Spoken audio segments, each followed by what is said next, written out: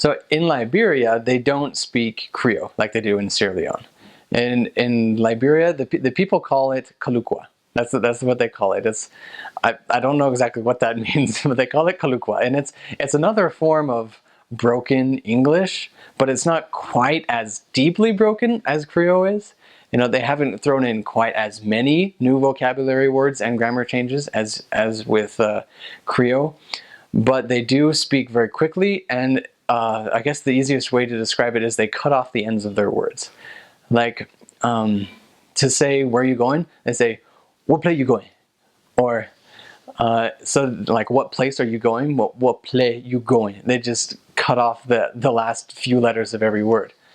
And they they throw the word ain't into their language as much as you can possibly think you could squeeze the word ain't in there. Like, I ain't know. Like, I don't know. I ain't know what you're doing. And man left me, you know, like, or no, that's a little bit of Creole, but they would say, like, anyway, and so it gets to the point where they're cutting it off so much and they're speaking so quickly that it can still be very hard when you're first arriving there to understand them. I remember when I was in Sierra Leone, or sorry, when I was in Liberia.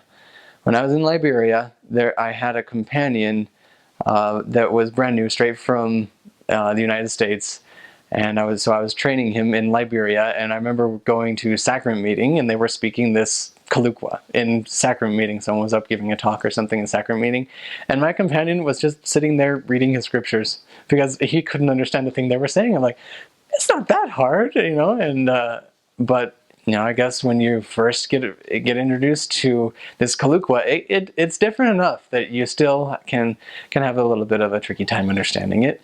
But I would say that you pick up on it even faster than you do with Creole, because it's like I said, it's not as different from English as Creole is. And you know, and missionaries even learn how to speak it a little bit.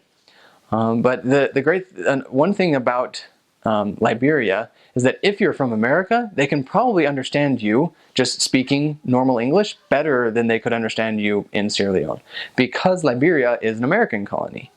You know, whereas Sierra Leone is a British colony, so they have British influenced English. Liberia is an American colony, so they have American influenced English.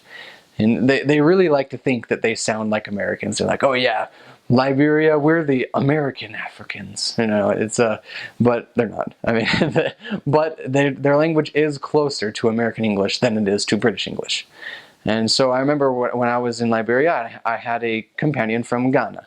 And in Ghana is also a British colony. And so Ghana also has kind of a British influenced English. And so when I was in Liberia, a native Liberian told me that they could understand my English better than they could understand my Ghanaian companion's English. And I was really flattered by that. I was like, oh, that's cool. That must be because, you know, the way that you speak is slightly more similar to the way that we speak in America. And so as far as you being understood in Liberia, it's a lot easier because of the language in America, the way that we speak English, and the accents that we put on words in English. Whereas in Sierra Leone, it's probably easier for them to understand the Ghanaian companions right off the bat because of where their language is influenced.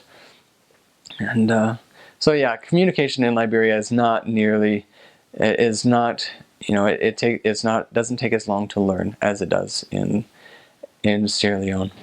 But it's fun though. It's a fun language. Liberia has, you know, a lot of cultural similarities as well, but a lot of cultural differences too.